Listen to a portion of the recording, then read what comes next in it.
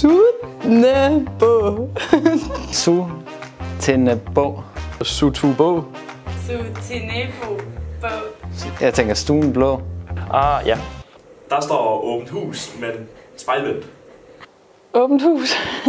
Det står bare baglæns. Nå, åbent hus. Jeg ved, der skal stå hus. Åbent hus.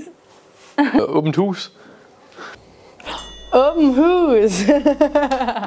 Åbent hus. Åbent hus. Åbent hus. Åbent hus. Åbent hus. Åbent hus. Altså, jeg vil jo mene, det er en god idé at komme til åbent hus, fordi at, man får et bedre indblik i den uddannelse, man skal til at vælge. Man får ligesom en fornemmelse af, hvordan er miljøet, hvilke mennesker er det, der måske kan gå på den her uddannelse. Det synes jeg, man skal gøre for at prøve at opleve de forskellige uddannelser. Det kan godt være, at der lige kommer en uddannelse, man måske lige har tænkt på.